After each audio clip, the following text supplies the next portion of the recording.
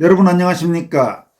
요즘 자유우파 애국시민들 사이에서 이재명에 부역한 변절 언론인이라는 질타를 받고 있는 조갑재 씨는 그동안 한동훈과 이준석을 노골적으로 띄워온 사람 중 한 명입니다.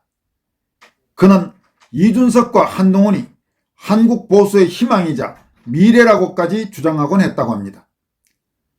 이와 관련해 언론인 출신 여성학자 논객인 심규진 스페인 아이대학교 교수는 이준석과 한동훈은 보수의 미래가 아니라 좌파의 트로이 목마라면서 조갑재 씨 같은 인사들이 이준석과 한동훈이 보수의 희망이라고 말하는 걸 보면 정말 어이가 없다.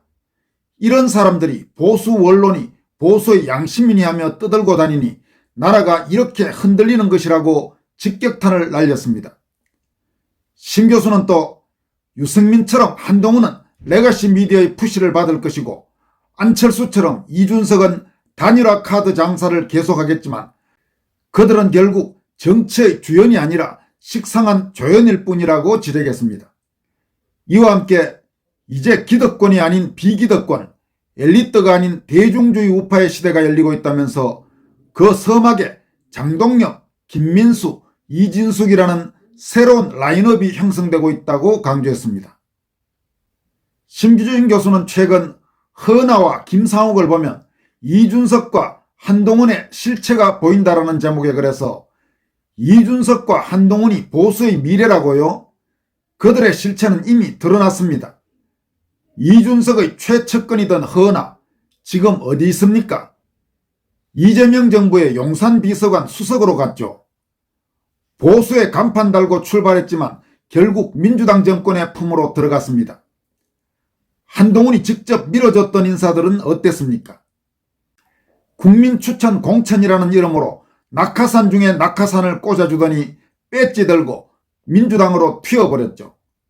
그게 바로 김상욱입니다라면서 이게 바로 이준석과 한동훈이 말하는 보수의 미래의 민낯입니다. 이런 식으로 가면 보수 우파는 좌파에게 싹 먹히게 되어 있습니다라고 지적했습니다. 이어서 결국 이준석과 한동훈은 보수의 미래가 아니라 좌파의 트로이 목마입니다.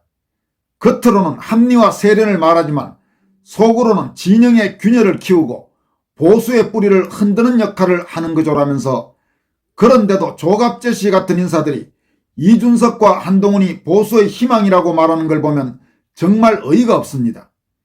조갑재 씨도 이미 이재명을 찬양하고 이재명에게 사실상 부역했잖아요. 이런 사람들이 보수 원론이 보수의 양심이니 하며 떠들고 다니니 나라가 이렇게 흔들리는 겁니다라고 직격탄을 날렸습니다. 이어서 장동혁 대표의 말처럼 지금은 이미 7단계 중 6.5단계까지 와 있습니다. 이제 남은 건 마지막 단계를 막아내느냐 아니면 완전히 무너지느냐의 갈림길 뿐입니다라고 경고했습니다. 심규진 교수는 이에 앞서 한동훈, 이준석이 보수의 미래라고 라는 제목의 글을 통해서도 다음과 같이 밝혔습니다. 유승민, 안철수 정치 드라마의 조연 대물림일 뿐 오만하고 뻔뻔하고 속 좁은 그러나 늘 수요가 있는 식상한 조연 캐릭터들. 흑수저 장동혁에게 익숙한 것은 소외의 감정이다. 낙하산 한동훈에게 익숙한 것은 불안의 감정이다. 이 두 감정의 차이가 두 사람의 리더십을 갈라놓는다라고 밝혔습니다. 신 교수는 이어서 허민 기자가 전한 바에 따르면 장동혁 대표는 이렇게 말했다. 한동훈이 뭘 희생했나? 그런 식의 태도를 버리지 않는 한 정치적 미래는 없을 것이다. 정치 심리학적 관점에서 보면 장동혁과 한동훈의 가장 큰 차이는 소외를 다루는 방식이다. 장동혁은 시골 출신의 지방의원으로 비서울법대 비검사 출신의 흑수저 자수성가형 인물이다. 그래서인지 엘리트임에도 소외라는 감정에 익숙하고 그만큼 공감 능력이 탁월하다. 예컨대 백지원 전 대변인이 대변인단에서 배제되었을 때 그는 그녀를 장외 연설자로 세워 오히려 더 돋보이게 만들었다. 또 도태우, 장해찬 등 공천에서 탈락한 인사들에게 마음의 빚이 있다고 사과했던 일화에서도 그는 소외된 이들의 상처를 감지하고 보듬는 정치적 온기를 보여주었다. 여러분, 여기에서 허민 기자는 문화일보 선임 기자입니다. 최근 자신의 유튜브 채널을 통해서 얼마 전에 장동혁 대표를 만났는데, 한동훈이 그보다 며칠 전에 무슨 방송에 출연해서 왜 내가 또 희생하란 말이냐 뭐 이런 식으로 말을 한 것에 대해서 물어봤더니만 지금 여기에 소개해드린 대로 한동훈이 그동안 뭘 희생했나 이렇게 장동혁 대표가 정면으로 반박했다고 합니다. 하기야 한동훈이 여러분 희생은 무슨 희생입니까? 그야말로 진짜 낙하산 중에 낙하산이고 꽃길 중에 꽃길을 걸었죠. 문재인 정권 때 그때 잠시 힘들었다가 윤석열 정권 들어와서 정말 아직 서울지검장도 급이 안 되는 사람인데 바로 검찰총장도 뛰어넘고 법무장관 시켜주고 그리고 당 비대위원장 시켜주고 결국은 그걸 무기로 당대표까지 했고, 도대체 한동훈이 희생을 하기는 뭘 희생했다는 말입니까? 그리고 또 여기에서 장동혁은 시골 출신의 지방국회의원, 이 말은 여러분도 아시다시피 장동혁 대표는 충남 보령 출신이고 대단히 어려운 가정 출신이었다고 합니다. 그리고 여기에 비서울법대 비검사 출신, 이 말은 장동혁은 법조계의 핵심 라인인 서울대 법대 출신이 아니고 서울대 4대 불어교육과 출신이죠. 그리고 판사 출신입니다. 신 교수는 다음과 같이 이어갑니다. 반면 패기 있고 야심만만한 지방의원 장동혁을 오른팔로 등용했던 한동훈을 지배한 감정은 황태자의 불안이었다.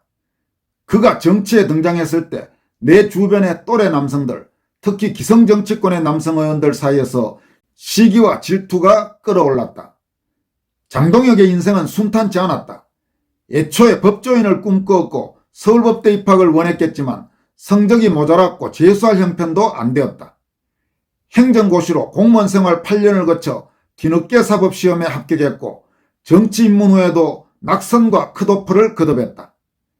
대전 지역구에서 보령 서천으로 옮겨가며 밑바닥부터 시작했다. 한동훈의 길은 정반대였다. 강남 8학군 출신, 서울법대 재학 중 사시 합격, 특수통 검사로 승승장구, 윤석열 정부의 스타 장관을 거쳐 비대위원장까지. 그의 인생은 고속도로였다. 그러니 불안은 필연이다. 너무 많은 것을 실패 없이 성취한 사람은 시기 질투를 많이 받게 되고 그만큼 잃을까 두려워한다. 그래서 자신에게 무조건 충성하는 사람을 먼저 찾게 되고 모든 관계를 방어적으로 만들기 쉽다. 불안한 자는 타인의 소외에 공감하지 못한다. 가진 자로서의 시혜적 감정이 몸에 맞는다. 늘 남이 나를 이용하려 한다는 피해의식이 무의식에 스며든다. 정작 자신이 얼마나 많은 것을 누려왔는지는 깨닫지 못한 채 자신이 가진 스펙과 지위로 타인의 존경을 당연시한다. 그래서 더 치장한다. 루이 14세가 하이힐을 신은 이유도 그것이었다. 권력은 화려할수록 불안하다. 심규정 교수는 그러면서 역사적 사례를 하나 소개합니다. 스페인 제국의 역사는 이를 잘 보여준다. 스페인은 침략전쟁으로 만들어진 나라가 아니다. 카스티아 왕국과 나바르 왕국의 결혼 동맹에서 이베리아 반도가 통합적인 국가로 탄생했고 스페인 이자벨 여왕의 딸 후아나와 합스부르크 가문의 펠리페 미남공의 결혼으로 카를로스 5세라는 스페인 오스트리아를 아우르는 초제국의 황제가 태어났다. 상속으로만 제국을 물려받은 카를로스 5세의 일생은 평생 침략자들을 막아내는 전쟁만 치르다 날샜다. 스페인과 오스트리아가 갈라지고 포르투갈까지 떨어져 나갔다. 전쟁으로 얻은 것이 아니라 결혼과 상속으로 만들어진 권력은 결국 스스로를 방어하지 못한다. 심 교수는 그러면서 왜 한동훈이나 이준석이 아니라 장동혁 같은 정치인이 한국 우파, 한국 보수의 미래의 주연이 될 수 있는지를 다음과 같이 설명합니다. 혁신은 언제나 변방에서 시작된다. 강남 좌파의 끝판왕인 한동훈에게 대중주의 신우파의 서막을 맡기는 것은 애초에 모순이었다. 변두리에서 자라 강남 재테크족의 세계와 거리가 먼 촌놈의 근성, 투지와 언더독의 정서를 아는 사람, 그런 캐릭터가 장동혁이다. 소외된 이들의 서름에 공감하고 그 마음을 정치적 에너지로 바꾸는 사람, 그가 이 시대 보수의 새로운 선장이 된 것은 우연이 아니라 필연일지도 모른다. 그런 의미에서 이준석과 한동훈은 보수의 미래가 아니라 87체제 엘리트 보수가 낳은 부산물이다. 유승민과 안철수의 정치 드라마 조연이 대물림되는 것이다. 합리적 보수, 따뜻한 보수라는 좌파에게 안전한 보수의 후계자일 뿐이다. 유승민처럼 한동훈은 레가시 미디어의 푸시를 받을 것이고 안철수처럼 이준석은 단일화 카드 장사를 계속하겠지만 그들은 결국 식상한 조연일 뿐이다. 정치 드라마에는 언제나 조연의 자리가 있다. 시기와 이간질, 주연을 향한 불편한 질투. 그것이 87체제 관료 엘리트 보수가 남긴 영원한 역사의 조연. 그들의 미래다. 이렇게 말하면서 한동훈과 이준석은 절대로 한국 보수의 미래, 한국 보수의 희망, 한국 보수의 주연이 될 수 없다는 점을 분명히 강조하고 있습니다. 이어서 조은석이 주도하는 소위 내란 특검이 자유화혁신 대표의 자택에 대한 압수수색을 강행하려고 시도하고 있고 이에 대해서 애국 시민들이 황 대표 자택 앞에서 지키는 지금 그런 대치 상황이 27일부터 연일 이어지고 있습니다. 27일부터니까 오늘 31일까지 하면 오늘로서 5일째를 맞고 있습니다만은 사실상 황교안 대표가 현재 자택 연금 상태라고도 할 수 있습니다. 이와 관련해서 자유화혁신 국제위원회는 의용 시민단체와 짜고 치는 불법 수사, 표현의 자유 억압을 즉각 중단하라는 내용의 성명서를 발표했습니다. 자유화혁신 국제위원회는 이 성명에서 다음과 같이 밝혔습니다. 2025년 10월 27일 오전 8시 조은석 내란 특검의 파견 인원 5명이 황교안 자유화혁신 당대표의 자택을 급습했습니다. 이후 현장에서는 이에 항의하는 시민들과의 대치가 계속 이어지고 있습니다. 내란 선전 및 선동 혐의라는 명목으로 진행된 이번 강제수사는 명백히 왜곡된 법치의 작동이며 정치적 목적이 개입된 권력 남용의 전형적 사례입니다. 첫날 소방차와 사다리차를 동원한 강제 개문 시도, 둘째 날 경찰 기동대와 감시 차량의 확산 배치는 공포와 위압 속에서 사적 공간과 시민의 자유를 침해하는 행위로 기록될 것입니다. 이러한 위협적 대응은 한 정당의 대표를 겨냥한 법조차 무시한 정치적 공세로 자유민주주의의 근간을 뒤흔드는 심각한 사태입니다. 이번 압수수색의 근거로 제시된 내용은 지난해 12월 대통령의 계엄 선포 당시 이를 지지하거나 정당성을 옹호하는 발언이 있었다는 것입니다. 그러나 이는 진행 중인 재판 사안을 전제로 한 성급한 단정이며 법적 확정 이전에 특정 견해를 범죄화하는 위험천만한 시도입니다. 표현의 자유가 권력의 불편함에 따라 제한된다면 그것은 민주주의가 아닌 통제국가로의 전락을 의미합니다. 여러분, 지금 이번에 이 조은석 특검의 황교안 자유혁신 대표, 전 국무총리 자택 압수수색 시도는 정말로 이건 말도 안 되는 짓입니다. 이게 지금 어떻게 된 거냐 하면 소위 극좌단체인 촛불행동이라는 데서 황교안 대표를 무슨 내란 선전 선동 혐의인가로 경찰에 고발했는데 그걸 특검에서 이첩받아서 이렇게 바로 압수수색 영장 발부받아서 전직 국무총리, 전직 법무장관의 현직 정당 대표 자택을 압수수색하려고 하는 것입니다. 그동안 한국의 경찰이나 검찰 혹은 특검 등이 좌익 세력에 대해서 이루어진 고발에 대해서 거의 수사조차 하지 않았다는 사실과 비교하면 형평성에서도 말도 안 되는 짓들을 지금 하고 있는 겁니다. 자유혁신 국제위원회는 이어서 다음과 같이 강조하고 있습니다. 오늘날 한국의 상황은 이미 국제사회의 여러 사례를 떠올리게 합니다.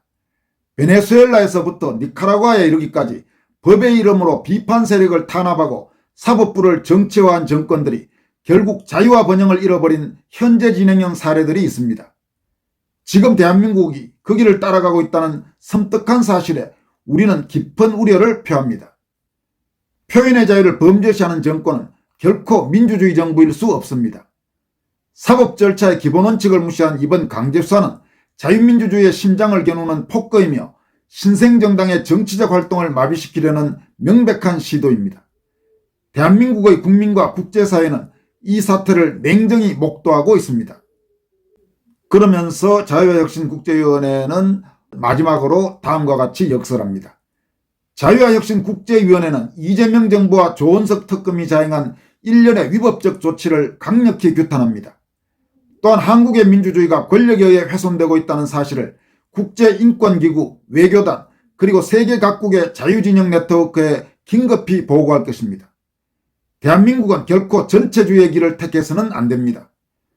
우리는 자유민주 체제를 수호하고 정치적 학대를 불허하는 국제적 연대의 기치를 높이 들 것입니다.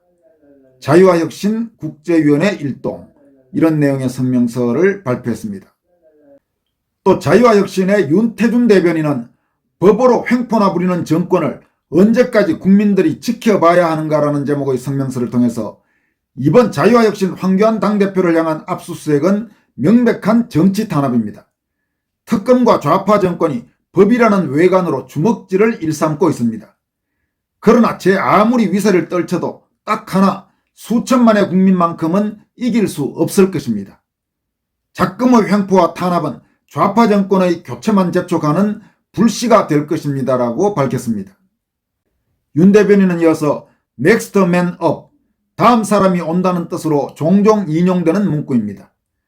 특검이 무도한 방법으로 황교안 당대표를 잡아가려 한들 그 다음 사람이 나타날 것입니다. 한 사람을 잡아가면 두 사람이 싸우러 나올 것이요, 두 사람을 잡으면 네 사람이 싸우러 나올 것입니다. 시대의 검기인 부정선거를 밝히려 싸우는 자유와혁신에게 이 정도는 눈 하나 꿈쩍할 정도도 안 됩니다. 그리고 이재명과 싸우는 투사들은 자유와혁신만이 있는 것이 아닙니다. 국민의힘도 장동혁 대표 체제 이후 이 악물고 싸우고 있습니다. 우리 공화당도 이번 탄압을 향해 같은 목소리를 내어주셨습니다.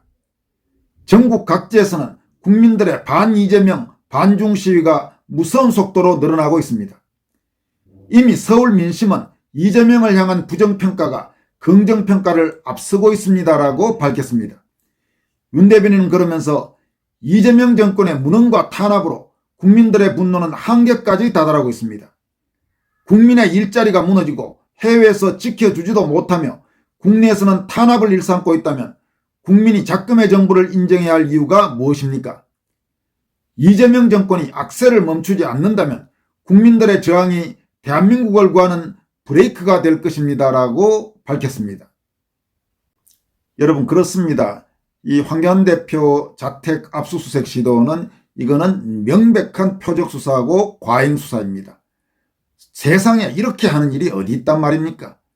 이런 식으로 폭압을 가하면 가할수록 국민적 반발은 앞으로 더 커져 나갈 것입니다. 지금까지 권순할TV였습니다. 여러분 고맙습니다.